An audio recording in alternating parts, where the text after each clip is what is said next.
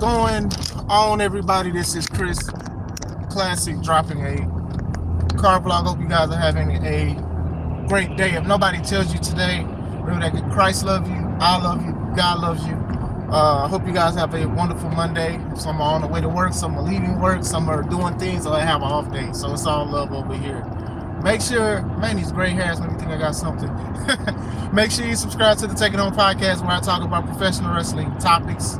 And I'll put up my matches as classic out for a professional wrestler of 14 years. So make sure you look at the playlist that I have and also some of the topics that I talk about. I'm part of this business. I am this business. Wrestling is something that is a talent that God has given me. God bless you. God bless you, Raphael. God bless you. Yep, he did win. He brought the old thing back. Make sure you also subscribe to C3 Ultimate Wrestling. That is me and my wife's professional wrestling company, and everything that's going on with it. The wrestling's still going to happen. So make sure you get tickets for our 20th show next month, May 23rd, Dyer, Indiana, Harold's private venue, May 23rd. Get your tickets now. It's afternoon show. Tickets are $5 off on the Eventbrite, but there'll be $5 more at the door of bars. Did one by himself. Wrestlemania Night 2. I actually watched Night 2 in its entirety. Shout out to my brother Drew for sending me stuff to watch it. Obviously Disney Plus and all that. Shout out to him. I watched Night 1 partially. I didn't watch all of it, but WrestleMania Night 2 was pretty good. I'm not even interested in going back to it.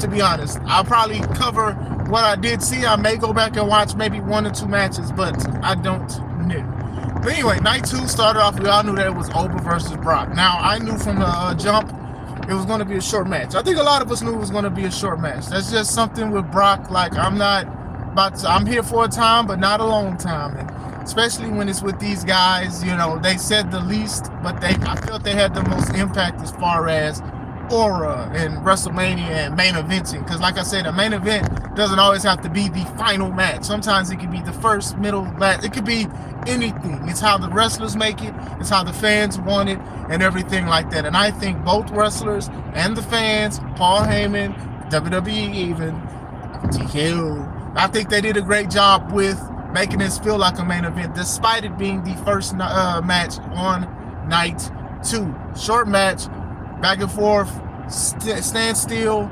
stalling, teasing the steps, you know, Brock feeling overpowered, getting frustrated and things like that, and all of that stuff. Eventually Brock, you know, he guillotined Oba over the ropes. That's not something you usually see Brock do to anybody. Brock usually bullies people, but something that Brock had to do, something he rarely does, is a guillotine. Basically a bad guy move to try to get the upper hand. And then he used it to give him a couple Germans, a couple power stuff. Like, even before that, Brock couldn't clothesline Oba to save his life. Oba was just like, come on. And Oba took over. Like, it had everybody in the palm of their hands and the edge of their seats, because everybody knows usually all it takes is one F5 to take out anybody. Like, we were living in the era people finishers are concerned. Oba would come back, Brock would cut him down. Eventually Brock did hit him with the F5, but what we see is Brock celebrating, but Oba is still getting up. And the crowd was going crazy, like, oh my gosh, he's getting up from the F5. It's going to take more than one F5, or Oba is that guy. Oba gets up, choke slams him, sets him up for the Fall of Grace. That's what his sit out last ride power bomb is. Fall of Man. All it took was one. 1, 2, 3. Oba's emotion was crazy. He dang near was about to hug the referee. You know how, like, when you win a championship and stuff, you be like, I can't believe I did it. Oba has won. Oba has beaten the beast. The ruler has beaten the beast. Short match. Didn't need to be a long match. Didn't need to be a technical match. Didn't need to be a match that lasted so long. I enjoyed it. I think it served its purpose. And even then, after that, Oba, you know, he danced, he celebrated with the crowd doing the Oba strut, beginning of the match, after the match, people celebrating. Then we see Brock sitting up in the middle of the ring, and I was like, yep. And I think I did speak about this before. Took his shoes off, took his gloves off. Paul came in, both crying, people are crying, people are standing up, and looks like Brock is retiring from WWE. So within the span of just some few months, we but Goldberg, Cena, AJ, Brock. So, shaking hands. Like, Brock is really done, y'all. Brock don't be shaking hands like that. He shook hands and gave high fives and small hugs to people and stuff. Brock had a heck of a career. Obviously with the scandal with the lady, we didn't want that to besmirch his legacy, because at one point we probably thought that was the last time we would have heard of Brock with the WWE, was that scandal and the lawsuit and stuff. When he came back to SummerSlam, a lot of people was upset with that because of the situation, and some women was like, you know what, they don't feel safe, and this is why women get upset because of this and that and sweep stuff under the rug. WWE is known nefariously for doing these kind of things, but like I said, when you look at the comments and stuff, honestly, the first thing I do feel bad for was his wife, because of what he was doing. But still, it did look like it was consensual from my end. She knew what she was doing and all that, but still, it's just not something that you want on your jacket.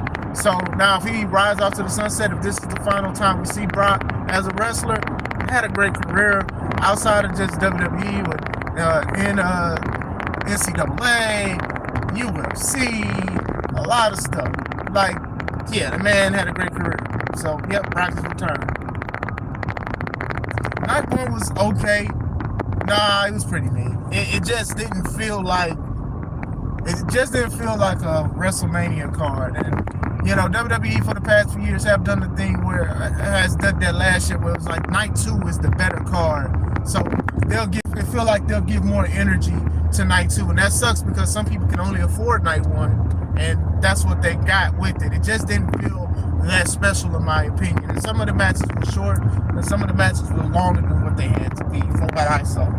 But Brock is retiring, If I don't say the matches in order, please forgive me. Next match was the Fatal 5-Way for the Intercontinental belt ladder match. Penta versus Ray versus JD versus Rusev versus Javon versus Dragon Lee. That's 6 people, I think. Yeah. So, some of the highlights was Javon cursing when he seen the crowd. Didn't see a crowd that big. Like I said, he's only 21 years old. Like, the man is just out here, just living his life and stuff. I had him winning. Penta won. Great stuff. My youngest son was looking at it and he was just wowed at the dive outs and some of the stuff, the jumping and the powerhouses and stuff. Rusev looked good in it too. Some people was upset because they didn't see every entrance. I'm not upset about not seeing the entrance. I do know, as a wrestler, I probably would feel a certain way because I would want to take pictures, especially if I am dressed to the gods. If I'm looking nice and looking great, I would want that just in case, just to say, hey, look, I was a part of this moment. But ads mania, that was just the big thing for WrestleMania weekend. It was about dang near an hour of ads and only 40-something minutes of wrestling. It was something like that.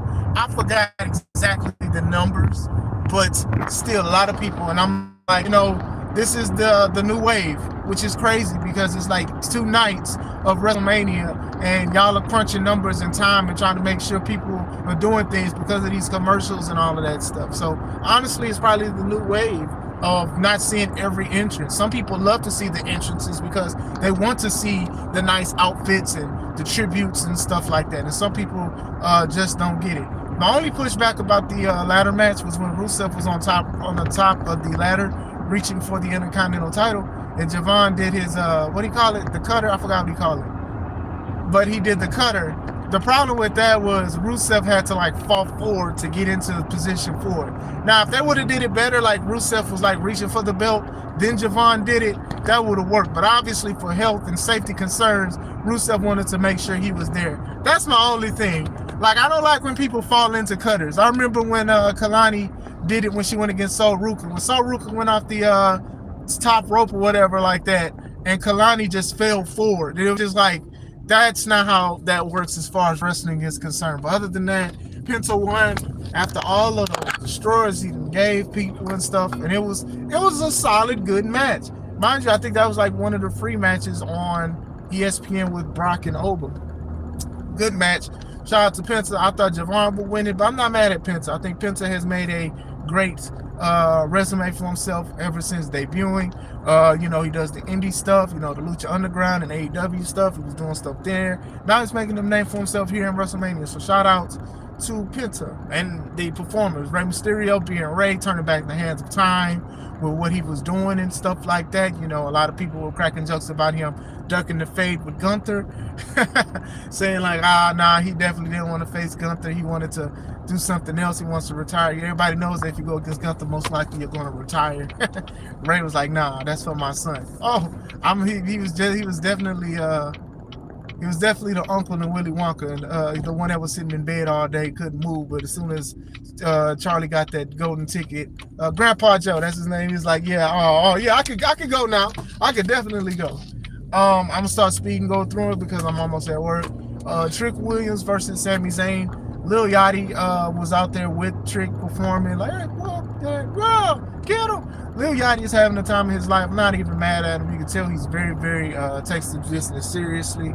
He's like the manager for Trick Williams. Trick Williams was on the turntable that made my son laugh and stuff like that. And he walked out, had the longest train.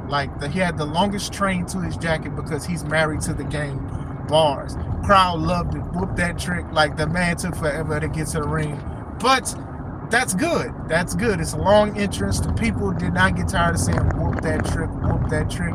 Sammy came out first, so usually people are like, hey, you come out first, expect the worst. Bars. So, Sammy came out. The Sammy situation is just crazy. People call him Sammy Hogan. People are sick of him. Because I think the thing is, sometimes when things are too predictable, and sometimes when people get a lot of chance after chance after chance, people get tired of it. It's not technically Sammy's fault. It's just, WWE is trying to listen to the fans and trying to do their own thing at the same time. And I'm not saying it's all their fault, but yeah, you can't call somebody an underdog who wins a lot. Also, a lot of people wanted Carmelo to be a part of WrestleMania because of the rejuvenation of what he was doing in WWE with the United States title. Him and Dragunov and everybody else, Dragon Lee and everybody else doing great things with the title, and Sammy coming back and winning. Like, Trick and Sammy definitely didn't need the belt. They didn't need the belt at all, but still, it was a decent match for the most part. Looked like Sammy was trying to do the Helluva kick. Sammy attacked Lil Yachty.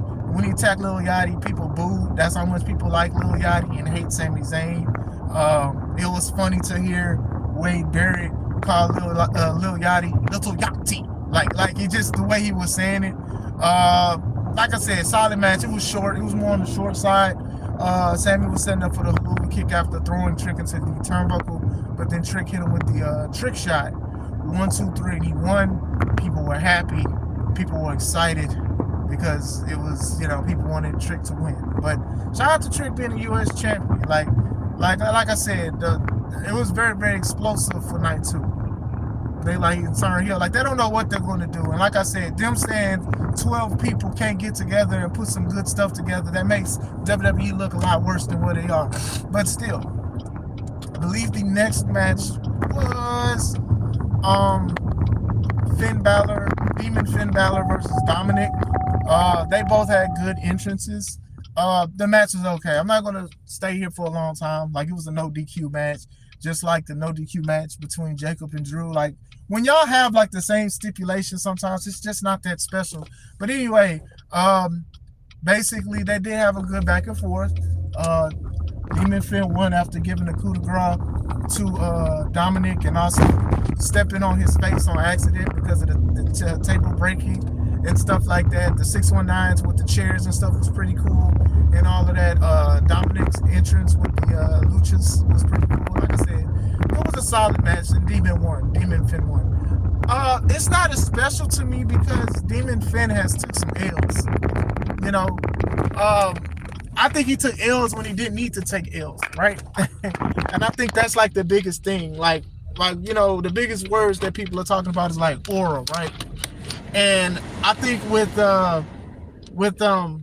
Demon Finn, that's the biggest thing is losing a lot of aura. I can tell you the three L's Demon Finn took. He took an L against Samoa Joe in NXT in a cage match. He lost to Roman Reigns. Was it at Extreme Rules? Mind you, it looked like he was going to win, but then the rope broke, which made everybody upset. And then he also lost to Edge in the Hell in a Cell where Edge cut him open and stuff like that. Like it was like, okay, like did he really need to lose to Edge? And Edge was like, people seen that Edge was in the business for himself because Edge's matches were so long, and it was like the younger people wasn't going over at all. And that was something. Not saying that Finn is young because Finn is 40s, but still, I think that I think Demon Finn should have been able to beat Edge, especially with this Judgment Day stuff. But they let Edge have it. But still, I think it is good to see him. Hopefully, it means winning ways because shouldn't I ain't saying like obviously the Demon Finn is not undefeated, but still, I do think it should be a special, monumental thing.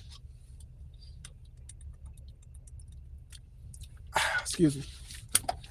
Next match, Jade Cargill versus Rhea Ripley. Rhea Jade looked like she was a goddess in the outfits. She came out first, so we already know it comes out worst. Rhea came out. They was cheering for her. They was booing Jade. Jade was like, "I'll take the booze. I'll take the booze." Match was good. Match was very good. Some people will contest that this was one of Jade's best matches in WWE. She's been there. Jade was turning Rhea every which way but loose. But Rhea kept smiling, kept coming back for more, and she kept giving them more. Power moves, power slams. We saw one wing angels and an awkward pin after that. What up? What's going on, OG? We saw awkward pin after the one wing angel. Didn't look like the shoulder situation was just weird. Like I said, it was a short match. Eventually, B-Fab and Meechin came out and they were interfering. They were saving Jade. I didn't like that. I didn't even feel like these women were needed, but still. Io comes out and she helps her friend. Small Io takes out two taller women. And then they try to do a thing where Io was on the ropes and then Jade was just looking awkward, waiting for Io to turn around just for Jade to try to do the pump kick. And she misses Io because Io was doing the Asai moonsault to the other two women. Jade and Rhea lock it up again.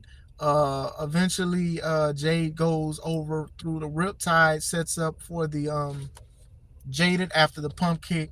Very good reversal from Rhea to go for it, but then get on the ground, go under Jade to hit the riptide for the win. Match was good. I did feel like Jade should have won. I also feel like, I don't know, just the vibe of this match was off regardless. The match was just off. The vibe of the feud was off. Hey, I don't need this belt. Jade, the champion, saying, I don't need this belt. Talking about muscles. Io involved, and Io's not even on SmackDown. The two other women that didn't need to be involved. Still, solid match. Hopefully they feud. Hopefully they trade titles between the two or whatnot. But we'll see. Main event, Roman versus CM Punk. CM Punk came out to one of his older themes. They gave him a tribute because he's officially main eventing a WrestleMania. This, again, basically, Roman came out first. He had a tribute to a lot of the OGs in the game and things like that. I'm going to fast forward some more because, like I said, I'm at work. Great match. Bad parts that I didn't like was that Roman clearly hit CM Punk with the steel steps in front of the referee, and the referee should have disqualified him. Now, I would have let that go if when CM Punk gave Roman a low blow, the referee saw it and let it go instead of CM Punk throwing the tape. I think that clearly he hit him with the steps. He hit him with the steps, y'all, and the referee didn't say a DQ. But like I said, if Punk would have hit him with something and then the ref would have let it go, I would have let it go. But I'm not going to let it go because this is some stupid stuff. Because they're trying to say like these guys hate each other, which is fine. But still, other than that, great match. CM Punk dive outs, turning back the hands of time, Roman being strong and stuff like that. They started slow, then they started turning things up. Oh my gosh, the match was good. Like I said, the only thing that bothered me was that steel step spot. Steel step spot was just bothered me, floored me. But still, great match. Near the end of the match, obviously kicking out the finishers, and at the end of the match, CM Punk gave Roman go to sleep. seeing Roman bounced off the ropes and landed right back on Punk. Now, a lot of people thought, this is definitely going to be it because we've seen this happen a couple of times where CM Punk does the go to sleep again, and then that's it. Punk gets up, body cannot give anymore, falls down. Cinema toast crunch. Body goes down. Roman gets up, gives him a spear. Punk gets on his knees, like looking at him. Roman goes off the rope, spear, 1, 2, 3. And now we're giving that CM Punk is old and he gave his best, but his best wasn't good enough against the Tribal Chief. Now, people are saying that Roman Reigns won clean. Clean? I wouldn't say clean, but he definitely won. Steps was definitely not needed, but it definitely was a good match. Curious to see what Raw is going to hold. Great match. But, like I said, I'm at work. Way better than the 3-4 matches I saw at night one.